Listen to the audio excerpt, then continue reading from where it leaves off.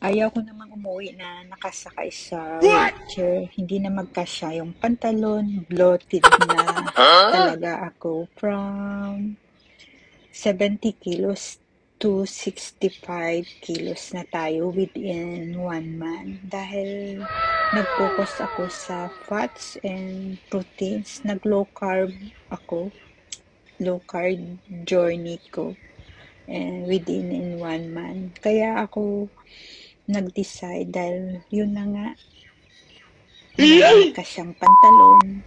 Tapos, masakit yung tuhod ko dahil 30 years ago, na-dislocate itong tuhod ko.